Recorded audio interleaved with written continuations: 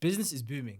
I've got my pals working around the clock, mining, crafting, manufacturing. Production is through the roof. But the only problem is, there's no one here to sell to. So I thought of a brilliant idea. Take my Palworld base to the richest country in the world, America. But it raises one big question.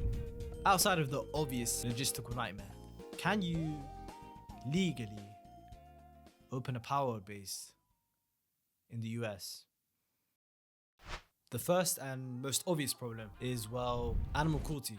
As you'd expect, Palworld breaks a lot of these. You can't just enslave, have animals do hard labor for you. So the video's over. No, you can't open a Wait, hang on. That makes things interesting. Are pals even animals? Look, at first it may seem like a stupid question. Apes diverge from humans, yet they're still considered animals. But if I was to tell you that in Palworld, the line between humans and pals is way more blurred than you think. For example, you can capture pals and humans alike. They both work at your base almost identically and do stuff that's impossible for animals, making them highly intelligent creatures. So I did some digging, and in 2015, there was actually a court case which took a chimpanzee and tried to argue for its personhood, thus backing up my point that intelligence can impact... Wait, they lost the case? Okay, so that doesn't work. So I guess pals are not human. So does that make a Palworld business impossible? I think not. Look, maybe the law isn't on our side, but biology is. In biology, there's a concept called the animal kingdom, which categorizes animals and is an idea that all organisms are descendants of one organism. But pals don't play by those rules. You can't classify these otherworldly beings. But what if that's the point? These mythical beings are so distant from reality that when you put them alongside actual animals on Earth, they seem almost alien. And since there are no explicit laws for extraterrestrial creatures, that puts pals in a grey area. So this leads us back to our original question. Is it legal to have a Palworld business in the US? Since there are no laws which apply to pals to stop us. But maybe that isn't necessarily true. In America, the Constitution often uses the word persons instead of American or citizens or even humans. It uses persons. And maybe I'm making a massive leap in logic, but corporations also fall under persons, meaning they can enter contracts and enjoy certain constitutional rights. Since pals aren't animals, they must fall under persons. So if they're persons, that means that pals have to get paid. The minimum wage is $7.25. But I did some more digging and found out that Palworld base might not necessarily have to pay a minimum wage. The FLSA allows employees to pay in kind. If we give pals food and shelter, that could be considered a form of payment. Well, whilst you can pay in kind in the United States, you have to meet certain requirements first, like lodging must be regularly provided in the industry. As far as I know, there's only one more Pokemon company in the world, and their Pokemon aren't real.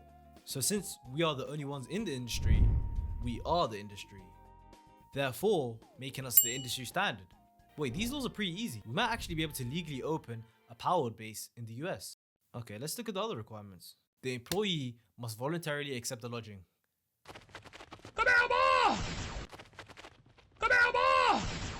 Okay, so maybe it's not that simple, since a Palworld base breaks every other rule outside the first.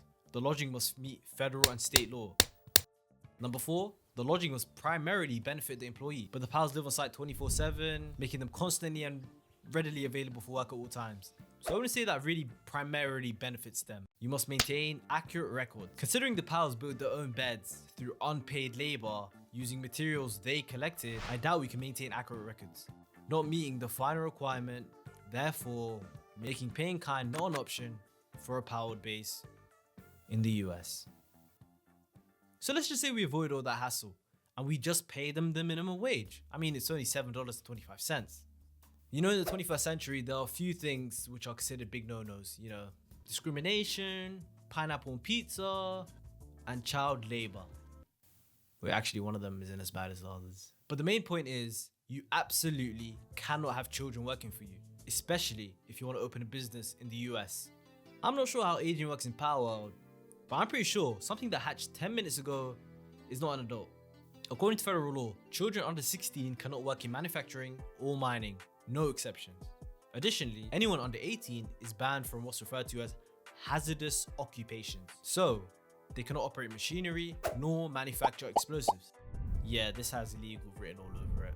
An employer's job is to maintain a level of safety in the workplace, and there are serious consequences when those standards aren't met, especially if children are involved. Okay, but that doesn't make opening a business in Palworld impossible, right? It's a pretty easy fix. Just use pals over the level of 18 and don't have any young pals work for you, right? So let's say you pay them. Don't use child labor. We now become like every business in the United States, is what I would say if opening a Palworld manufacturing site and selling whatever we're gonna sell is even possible. Look, I know, viewer, I've asked you to suspend your belief so far. But at some point, we must stop. Certain pals are just walking health and safety risks. You've got pals who, if you touch, will give you hypothermia. Pals who are literally on fire. Pals which could literally power cities. Okay, maybe not that one. But still, these are very dangerous creatures and there's no safety, no signs, nothing. Factories in real life consider health and safety incredibly important. In most factories, PPE is mandatory. Stuff like safety glasses, earplugs, protective gloves, high-vis. Please tell me how we are gonna make any of these guys wear this. A Palworld business is just too dangerous. Even if you pay them the minimum wage and stop the child labor, this place would explode before you can make your first sale. Pals not only operate dangerous machinery, they are the dangerous machinery. But this is all a hypothetical situation. So let's say somehow you found a way to make it all work out. You paid them, you stopped the child labor, and somehow you made it safe. Just how much would that cost? 15 pals being paid minimum wage, that would be what, $4,350 for a 40-hour work week. Not bad, but you'd have to pay them overtime on top of the $4,350 you've already paid them. And since they're on site 24/7, that ends up being 168 hours a week. So if my maths is right, that ends up being 1.3 million a year for all the labor. Still, that's not the worst. Every business has labor costs. I mean, you're paying a few thousands for literal dragons. Then you would actually have to build the structures to fit all your pals. Massive doorways, reinforced floors. That's gonna cost you hundreds of thousands. Assuming we can make all of this OSHA compliant, which I don't even think is possible.